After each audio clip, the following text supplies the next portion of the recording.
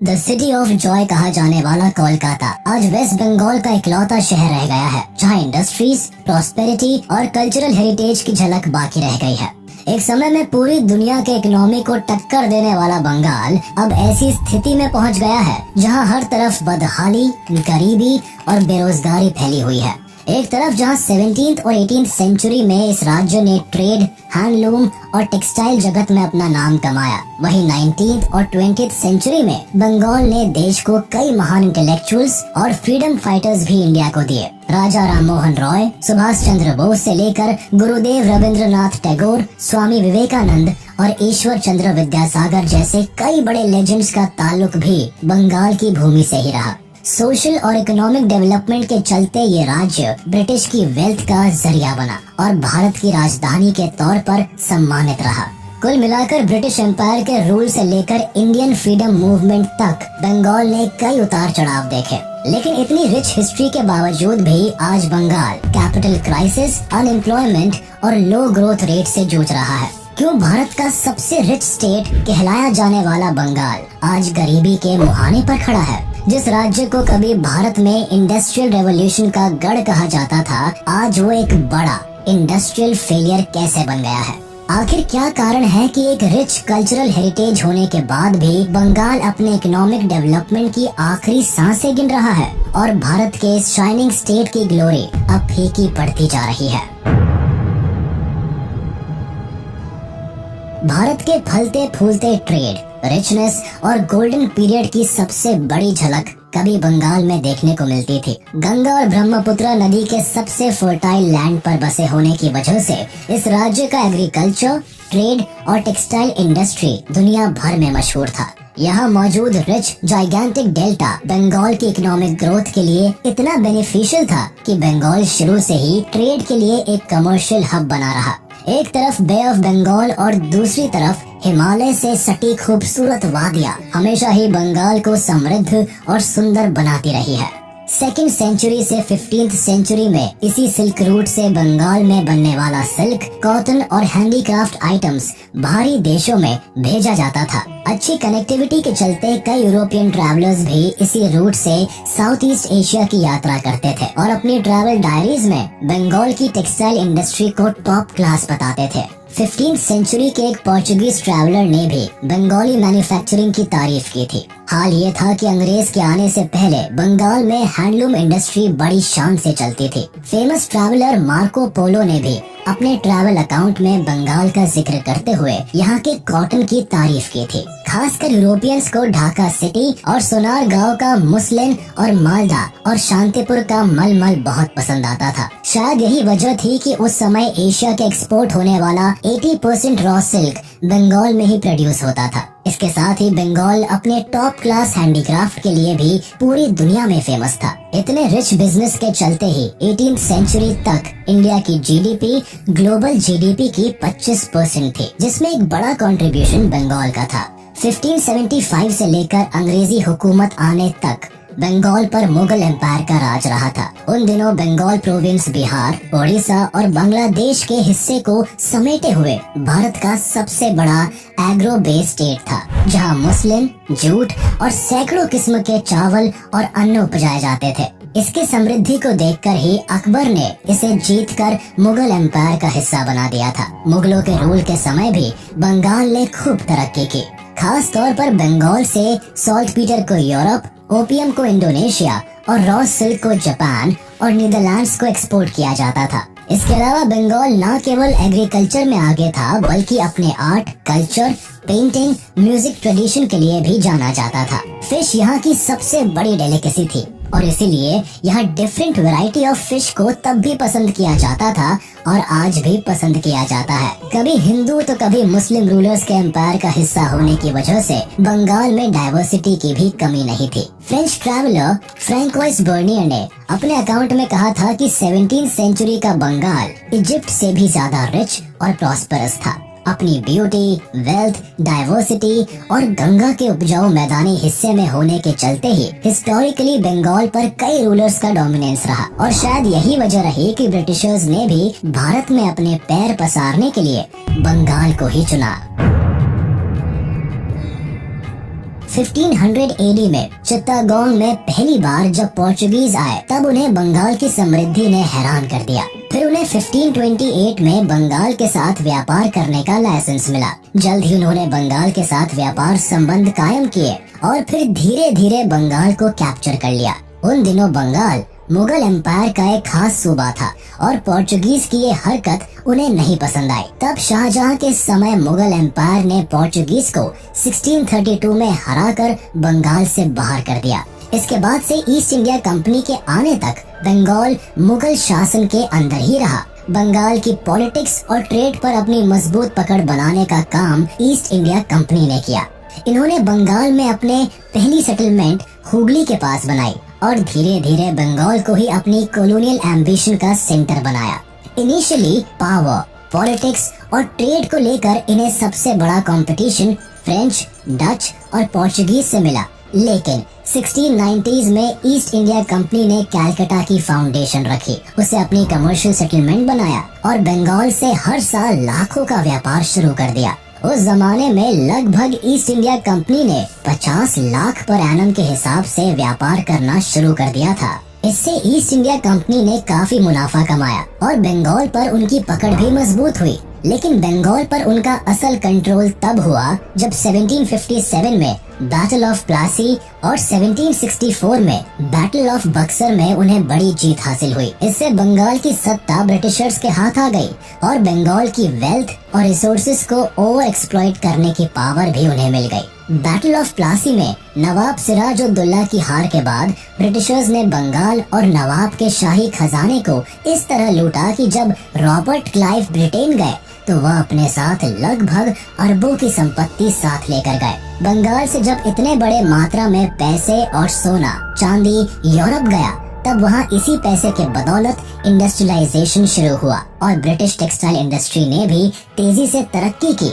लेकिन इसका भारी नुकसान बंगाल के हिस्से में आया। इसके अलावा दिल्ली में जैसे जैसे मुगल एम्पायर की लेगेसी फीकी पड़ती गई, वैसे वैसे इंडियन कल्चर और पॉलिटिक्स का ध्यान दिल्ली से कलकत्ता की तरफ शिफ्ट होता गया। ये शहर ब्रिटिश इंडिया की राजधानी बनकर उभरा। अब क्योंकि बंगाल की कमान ब्रिटिशर्स के हाथ में थी, इसीलिए बंगाल के रेवेन्यू राइट्स को एक्सप्लॉइट करना उनके लिए और भी आसान हो गया।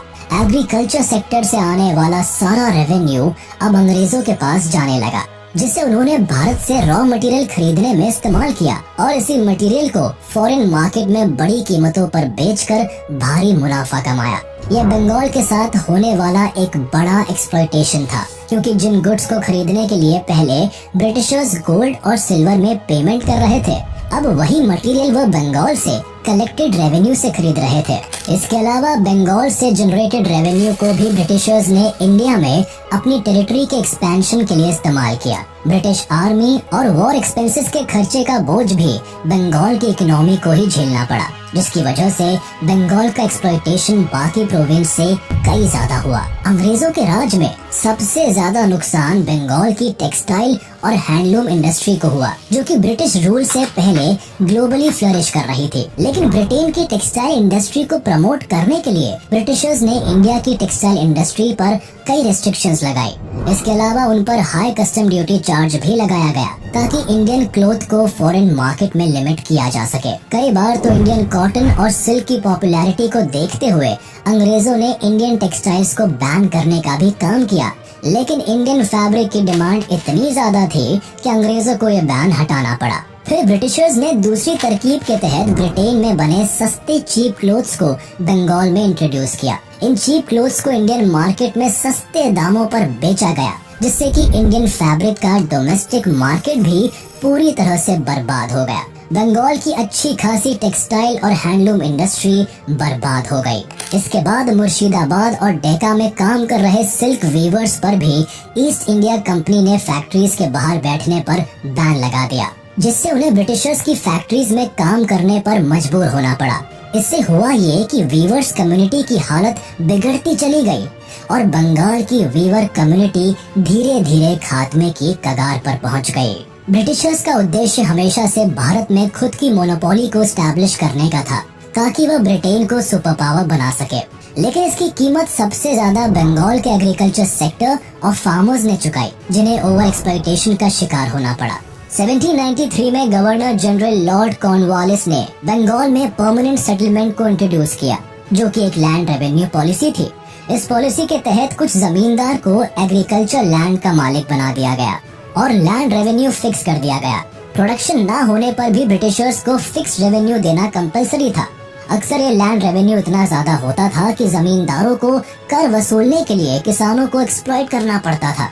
इस पॉलिसी ने सिस्टमैटिक तरीके से बंगाल के एग्रीकल्चर सेक्टर को पूरी तरह बर्बाद कर दिया। इससे किसान गरीब होते चले गए और अपनी बेसिक फैसिलिटीज के लिए भी जमींदार की मर्जी पर जीने के लिए मजबूर हो गए। लेकिन फिर भी ब्रिटिशर्स ने बंगाल से रिसोर्सेज को ड्रेन करना नहीं छोड़ा। 1770 से 1943 तक आते आते ईस्ट इंडिया कंपनी ने बंगाल को एक ऐसे मोड़ पर लाकर खड़ा कर दिया जहां बंगाल को दो बड़े फेमाइन से गुजरना पड़ा। पहला फेमाइन 1770 में आया, जो कि काफी हद तक ब्रिटिशर्स की ब्रूटल टैक्स रेवेन्यू से इंजीनियर था। 1769 में फील्ड मॉनसून के चलते बंगाल और बिहार में एक तरफ जहां भयंकर सूखा पड़ा, वहीं ये कंडीशन और भी खराब हो गई जब स्मॉल पॉक्स महामारी बंगाल में चारों ओर फैल गई। इस फेमाइन ने बंगाल की 1/3 आबादी को साफ कर दिया। लेकिन इस भयानक स्थिति में भी ब्रिटिशर्स गरीब किसानों से 30% लैंड टैक्स रेवेन्यू वसूलने से बाज नहीं आए। इससे हुआ ये कि बंगाल की आबादी को खाने के लाले पड़ गए। सिमिलरली 1943 में भी एक बार फिर बंगाल को ग्रेट फेमाइन से गुजरना पड़ा, जिसने बंगाल के एग्रीकल्चर सेक्टर को घुटनों पर ला दिया। इस अकाल में लगभग 30 लाख से ज्यादा लोगों की भूखमरी से मौत हो गई। हालांकि इस फेमाइन का दोषी बंगाल में पड़े सूखे को ठहराया गया, लेकिन सच्चाई तो ये थी कि अंग्रेजों की लूटपाट की राजनीति के वजह से बंगाल अपने ही उपजाए अन्न के दाने के लिए मोहताज हो गया और लाखों लोग भूख से मारे गए, जिनसे बंगाल में राइस के दाम 300% तक बढ़ गए। बढ़ते इन्फ्लेशन के साथ वर्ल्ड वॉर 2 में अपनी आर्मी के लिए फूड सप्लाई करने के लिए ब्रिटिशर्स ने बंगाल की फूड सप्लाई को कट कर दिया और किसानों को यूं ही भूख से मरने के लिए छोड़ दिया। 1874 में ब्रिटिशर्स ने आसाम को बंगाल से सेपरेट कर दिया था। फिर 1912 में बिहार और उड़ीसा भी बंगाल से सेपरेट हो गए, जहां इस सेपरेशन से असम के टी गार्डन पहले ही बंगाल के हाथ से फिसल गए। वहीं अब बिहार और उड़ीसा बंगाल से अलग हुए तो मिनरल रिच प्रोविंस भी बंगाल के हाथ से निकल गया। लेकिन इन सब के बीच सबसे बड़ा ब्लंडर 1947 का पार्टीशन रहा, जिसकी नींव डिवाइड एंड रूल पॉलिसी पर पहले ही रखी जा चुकी थी। ब्रिटिशर्स ने हिंदू और मुस्लिम के बीच धर्म की जो खाई बनाई थी, उसी की वजह से 1947 के पार्टीशन में बंगाल में 2 डिवीजन देखने को मिले। इसका ईस्टर्न पार्ट, जो कि मुस्लिम डोमिनेटेड था, वो ईस्ट पाकिस्तान में शामिल हो गया, जबकि Hindu dominated western part west Bengal कहलाया।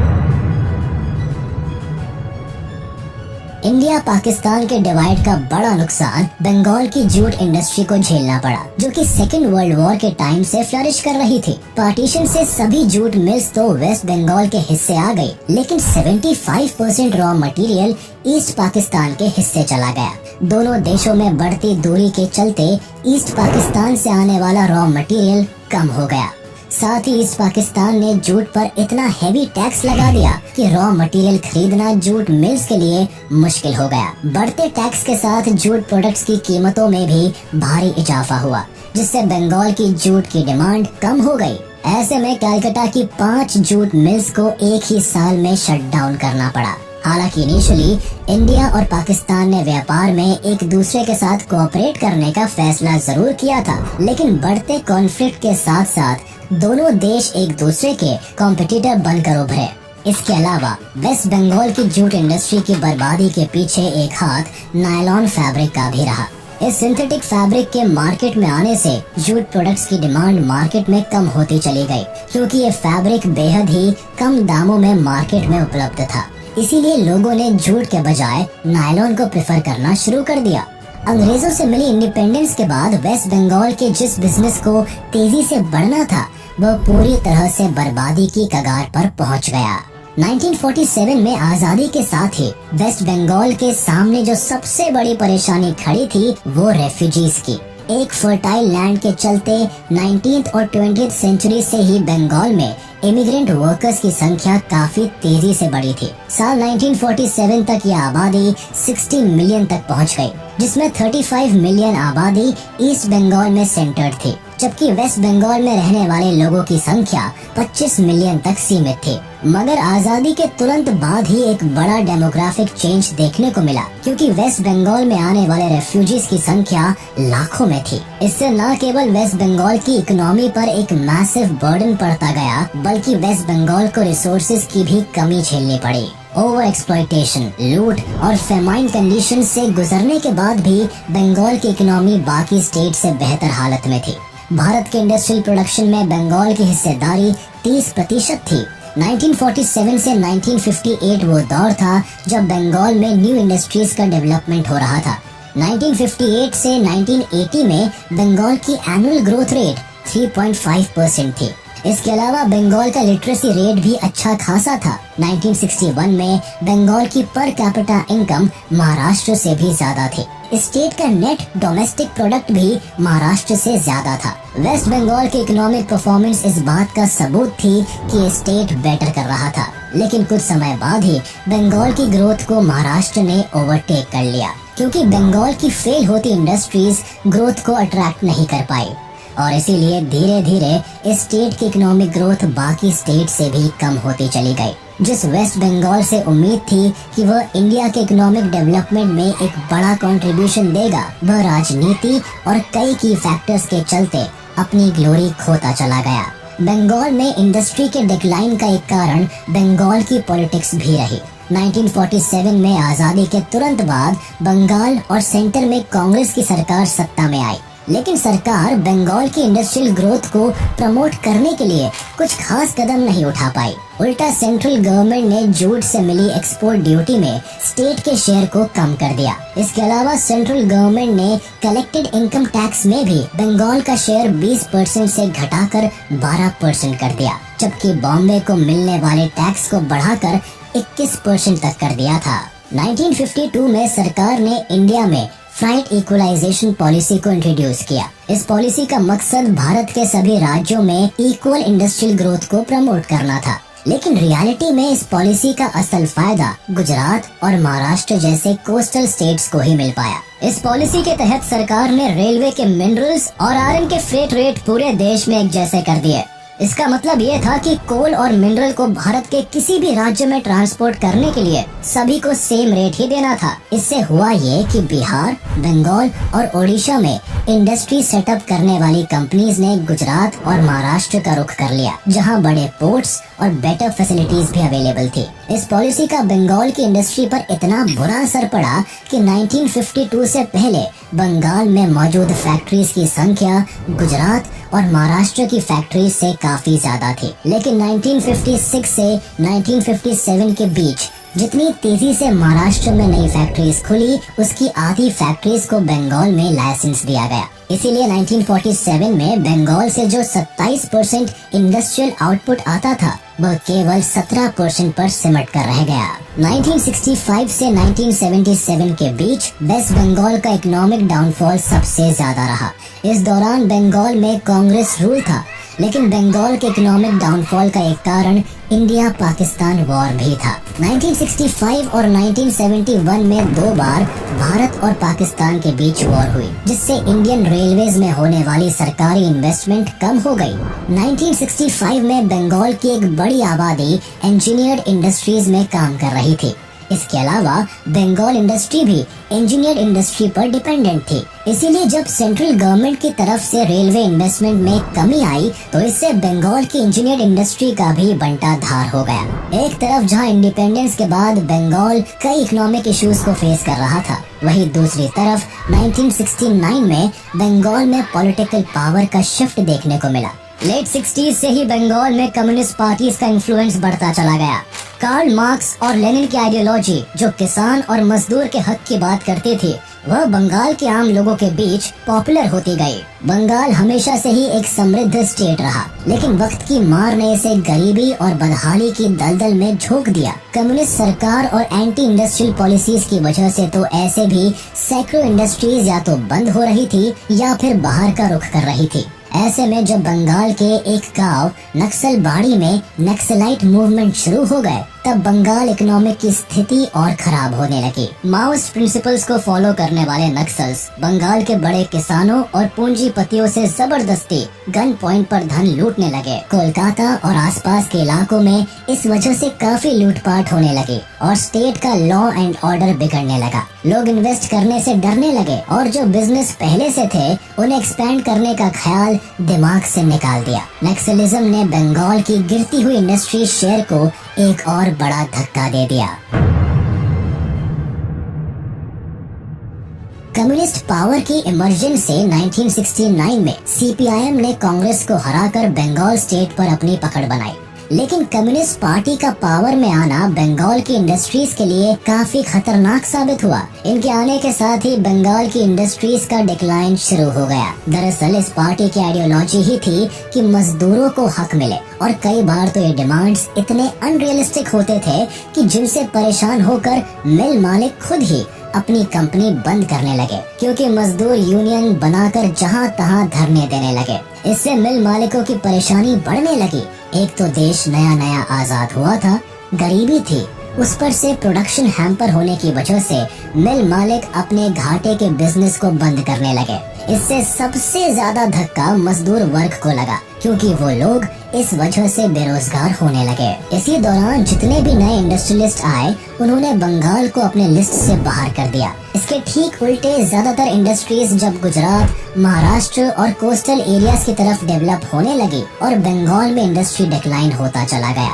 इससे बंगाल में प्राइवेट कंपनीज का इन्वेस्टमेंट इतना कम हो गया कि बंगाल की बची हुई इंडस्ट्रीज भी कैपिटल डेफिशिएंसी की कगार पर आकर खड़ी हो गई। इसी दौरान जब 1971 के पाकिस्तान के अत्याचार से बचकर लाखों बांग्लादेशी मेनली हिंदू अब कोलकाता की तरफ भागकर आने लगे। Relief and rehabilitation department of west Bengal के मुताबिक 1971 में करीब 60 लाख रेफ्यूजीज ईस्ट पाकिस्तान से वेस्ट बंगाल में आए और 1980 तक यह आंकड़ा 80 लाख तक बढ़ गया था।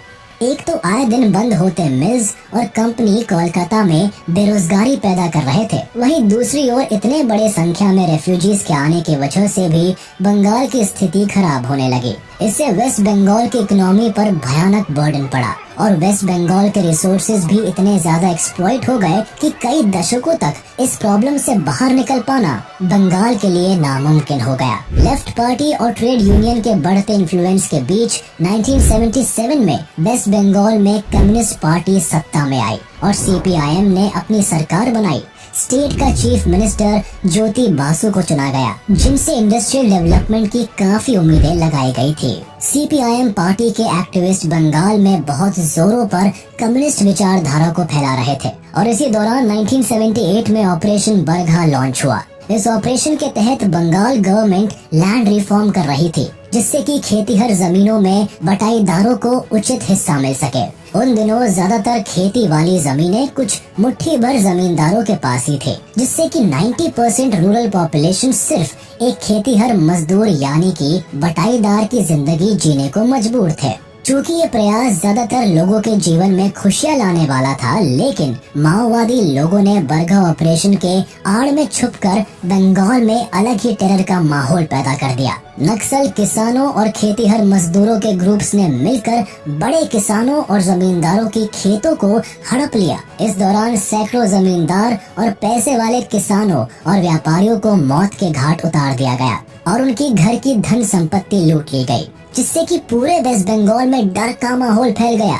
उस पर से जब सीपीआईएम की सरकार बन गई, जो कि खुद ही कम्युनिस्ट थी, तब कैपिटलिस्ट को किसी तरह की उम्मीद नहीं रही।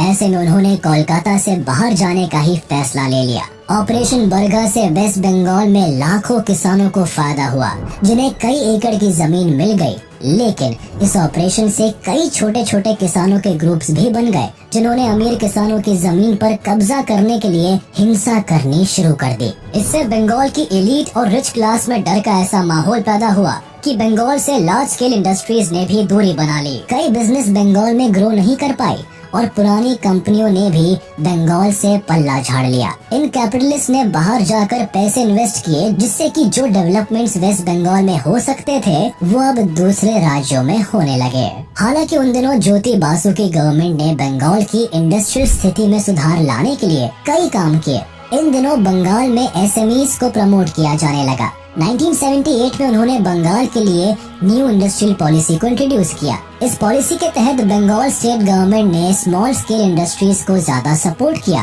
क्योंकि अपनी विचारधारा के तहत वह ज्यादा पावर लेबर के हाथ में देने पर विश्वास रखते थे। इसीलिए 1980 से 1990 में बंगाल में स्मॉल स्केल इंडस्ट्रीज ने काफी तेजी से ग्रो किया। लेकिन इसी के साथ बंगाल में ट्रेड यूनियन, स्ट्राइक्स और लॉकआउट का कल्चर भी आम हो गया। लेबर यूनियन अपनी मांगों को लेकर अक्सर सड़क पर उतर आने लगे, जिससे लार्ज स्केल इंडस्ट्रीज ने बंगाल से दूरी बनाना ही बेहतर समझा। इसके विपरीत स्मॉल स्केल इंडस्ट्रीज की ग्रोथ से बंगाल में कई लोगों को रोजगार भी मिला और कहीं न कहीं इससे बंगाल की इकोनॉमी की हालत पहले से बेहतर भी हुई। सीपीआईएम कम्युनिस्ट आइडियोलॉजी वाली सरकार थी, जिसका मानना था कि इकोनॉमिक पॉलिसीज मजदूरों के हक में बननी चाहिए, न कि मालिकों और पूंजीपतियों के। इस वजह से कई एंटी इंडस्ट्रियल पॉलिसीज बंगाल में इंट्रोड्यूस कर दी गई, जिससे बंगाल में बड़े इंडस्ट्रीज खत्म होते चले गए। 1977 से 2000 तक बंगाल के मुख्यमंत्री रहे ज्योति बासु ने एमएसएमईज पर तो जोर दिया, जिससे कि मजदूरों को काम मिल पाए। लेकिन यहाँ एक बड़ी गलती हुई जो उस वक्त बंगाल की सरकार ने नजरअंदाज कर दिया। वो थे मिडिल क्लास एम्प्लॉयज, जिन्होंने मोस्टली इंजीनियरिंग और बिजनेस की पढ़ाई की थी और बंगाल के इंडस्ट्रीज में काम कर रहे थे। लेकिन जैसे जैसे बंगाल में इंडस्ट्रीज बंद होने लगी, वैसे ही वहाँ स्किल्ड एम्प्लॉयज के लिए भी मुसीबतें आने लगी। अब ऐसी स्थिति में स्किल्ड एम्प्लॉयज अब वेस्ट बंगाल को छोड़कर दूसरे शहरों में जाने लगे, जहाँ उन्हें बेहतर अपॉर्चुनिटीज मिलने लगी थी। इतने बड़े लेवल पर स्किल्ड लेबर के बाहर जाने से तो अब गिनी चुनी बड़ी कंपनीज कोलकाता में रह गई थी। उन्हें बड़े लेवल पर स्किल्ड एम्प्लॉयज की जरूरत थी, जो अब उन्हें मिल नहीं पा रहे थे। ऐसी स्थिति में वेस्ट बंगाल से बड़ी कंपनीज को विदा लेने के अलावा कोई रास्ता नहीं बचा था। अब कहने के लिए तो बंगाल में एमएसएमईज के जरिए बहुत कंपनीज आ गई, लेकिन इनसे रोजगार नहीं बढ़ा। यहाँ काम मिले सिर्फ मजदूरों को जो कि स्किल्ड नहीं थे, जिससे कि जो प्रोडक्ट्स बने वो बड़े लेवल पर अपनी पहुँच नहीं बना सके। और बंगाल इकोनॉमी, जो कि मिडिवल इंडिया में दुनिया के सबसे बड़े इकोनॉमीज में गिना जाता था, वही अब लोकल बाउंड्रीज में सिमट गया। 1991 में इंडिया की इकोनॉमी को फॉरेन इन्वेस्टमेंट के लिए खोल दिया गया, जिसका लाभ उठाने के लिए 1994 में बंगाल गवर्नमेंट ने नई इकोनॉमिक पॉलिसीज को इंट्रोड्यूस किया, जिनके तहत कंपनीज को बंगाल में इंडस्ट्रीज खोलने के लिए इजीली परमिशंस मिल सके। इसके अलावा फॉरेन कंपनीज को बंगाल में अट्रैक्ट करने के लिए स्टेट गवर्नमेंट ने टैक्स कंसेशंस भी अनाउंस किए, जिससे बंगाल ने कई फॉरेन प्रोजेक्ट्स को भी अट्रैक्ट किया। लेकिन इतनी प्रोग्रेस के बाद भी बंगाल इकोनॉमी इकोनॉमिक डेवलपमेंट में पीछे ही रही। इसकी एक वजह बंगाल का कमजोर इंफ्रास्ट्रक्चर भी रहा, जो वक्त के साथ अपडेट नहीं हो पाया। लेट 60s और 70s तक बंगाल का इंफ्रास्ट्रक्चर बाकी कई स्टेट से भले ही बेहतर था, लेकिन प्राइवेट इन्वेस्टमेंट और लगातार होते डेवलपमेंट के चलते देश में कई राज्यों ने तरक्की की। लेकिन वक्त के साथ बंगाल अपने इंफ्रास्ट्रक्चर पर काम करने से चूक गया। इसका एक कारण बंगाल का लेस रेवेन्यू भी रहा। रेवेन्यू की कमी के चलते बंगाल गवर्नमेंट पब्लिक इंफ्रास्ट्रक्चर पर पैसा खर्च नहीं कर पाई। इसके अलावा बंगाल की इकोनॉमी की एग्रीकल्चर और पेजेंट इकोनॉमी पर हाई डिपेंडेंसी रही। लेफ्ट फ्रंट रूल ने भी बंगाल की इस तस्वीर को बदलने के बजाय अपने रूल में बंगाल में एग्रीकल्चर प्रैक्टिस को ही बढ़ावा दिया। बंगाल में किसी भी इंडस्ट्री के लिए इंडस्ट्रियल प्लांट सेटअप करना इसीलिए भी आसान नहीं था, क्योंकि यहाँ कंपनीज फैक्ट्री के लिए लैंड एक्वायर नहीं कर पाती थी। दरअसल सरकार ने जो लैंड रिफॉर्म्स किए थे, उससे ये तय नहीं हो पाया था कि कौन सी जमीन एग्रीकल्चर की है और कौन सी जमीन पर इंडस्ट्रीज को सेटअप किया जा सकता है। इसी कंफ्यूजन के चलते जब बंगाल में किसी कंपनी को लैंड अलॉट किया जाता, वहाँ के किसान इसका भारी विरोध करते। इसी का खामियाजा रतन टाटा को अपने टाटा नैनो प्रोजेक्ट में भी झेलना पड़ा। साल 2006 में वेस्ट बंगाल को इंडस्ट्रियल डेवलपमेंट का एक सुनहरा मौका मिला, जब रतन टाटा ने अपने टाटा नैनो के प्लांट के लिए बंगाल के सिंगूर इलाके को चुना। ये रतन टाटा का ड्रीम प्रोजेक्ट था, इसीलिए ये प्लांट 1000 एकड़ की जमीन पर लगाया जाना था। राज्य सरकार भी इस प्लांट से बंगाल के इंडस्ट्रियल डेवलपमेंट का सपना देख रही थी, ताकि राज्य की इकोनॉमिक ग्रोथ हो सके और लोगों को बेटर जॉब अपॉर्चुनिटीज मिल सके। लेकिन जैसे ही सरकार ने टाटा के लिए लैंड अलॉट किया, बंगाल के किसानों से इसे भारी विरोध झेलना पड़ा। सिंगूर में रहने वाले किसानों का कहना था कि प्रपोज लैंड के लिए सरकार ने लोगों को जमीन खाली करने के लिए मजबूर किया और इसके बदले जो कंपनसेशन दिया गया वो काफी कम था। इसके अलावा सरकार न्यू हाउसिंग फैसिलिटीज देने में भी इतनी देरी कर दी कि लोग सड़कों पर उतर आए। इस प्लांट को न केवल किसानों बल्कि एनजीओ, एनवायरमेंटलिस्ट, इंटेलेक्चुअल्स और ऑपोजिशन पार्टी से काफी विरोध झेलना पड़ा। खुद ममता बनर्जी इस प्लांट के विरोध में उतर आई। 2 साल तक चले इस क्लैश से आखिरकार रतन टाटा ने अपना प्लांट गुजरात में शिफ्ट कर दिया। इस फैसले से ममता बनर्जी के पॉलिटिकल करियर को तो काफी फायदा हुआ, लेकिन बंगाल एक बार फिर से इंडस्ट्रियल ग्रोथ से अछूता रह गया। जिस प्रोजेक्ट से बंगाल की इकोनॉमिक ग्रोथ को बूस्ट मिल सकता था और लोगों को रोजगार मिल सकता था, वो सब कुछ बर्बाद हो गया। टाटा नैनो के फेलियर के बाद किसी भी कंपनी ने इन्वेस्टमेंट के लिए बंगाल की तरफ मुड़कर भी नहीं देखा। बंगाल केवल एग्रीकल्चर सेक्टर तक सिमट कर रह गया। साल 2011 के इलेक्शन में टीएमसी पार्टी को बंगाल में भारी जीत मिली और ममता बनर्जी बंगाल की चीफ मिनिस्टर बनकर सत्ता में आई। लेकिन टीएमसी रूल के बाद भी बंगाल की इकोनॉमी संघर्ष ही करती रही। साल 2012 से 2017 के बीच बंगाल की ग्रोथ रेट 5.5% पर लाया करती थी, जबकि उस दौरान में इंडिया की नेशनल ग्रोथ 7.1% पर थी। अब इसकी सबसे बड़ी वजह ये थी कि बंगाल की इंडस्ट्रियल प्रॉब्लम सॉल्व ही नहीं हुई। एक फर्टाइल लैंड के चलते लोगों ने बंगाल में इंडस्ट्रियल डेवलपमेंट के बजाय एग्रीकल्चर को चुना और ममता बनर्जी की सरकार भी बंगाल इकोनॉमी को बूस्ट करने के लिए एग्रीकल्चर सेक्टर पर फोकस करती रही। इसका नतीजा ये हुआ कि आज भी बंगाल की जीडीपी में 12% शेयर एग्रीकल्चर का है। यहाँ की 65% से भी ज्यादा वर्क फोर्स एग्रीकल्चर सेक्टर में काम कर रही है। लेकिन फिर भी बंगाल की पैदावार ग्लोबल पैदावार के 2/3 से भी कम है। वेस्ट बंगाल की प्राइमरी क्रॉप राइस है और इसकी पैदावार साल 2017 से 18 में 2926 केजी पर हेक्टेयर थी, जबकि इसी साल global average yield 4250 KG per hectare थी। ये कम उपज इस बात की तरफ इशारा करती है कि बंगाल इकोनॉमी स्टैग्नेंट होती जा रही है। इसके अलावा साल 2015 के आंकड़े बताते हैं कि भारत का सबसे बड़ा अनऑर्गेनाइज सेक्टर बंगाल में ही है, जिसकी वजह से बंगाल की अर्थव्यवस्था लगातार गिरती जा रही है। 1980 तक जहां देश की टोटल मैन्युफैक्चरिंग में बंगाल का शेयर 12% था, वो 2011 तक घटकर केवल 4% ही रह गया। और इसकी एक वजह बंगाल का एंटी इंडस्ट्रियल माइंडसेट भी रहा है। इसी के साथ हम आपसे विदा लेते हैं। उम्मीद है आपको ये वीडियो जरूर पसंद आया होगा। आप इस वीडियो को अपने दोस्तों के साथ शेयर करना बिल्कुल भी ना भूलें। साथ ही चैनल को सब्सक्राइब जरूर कर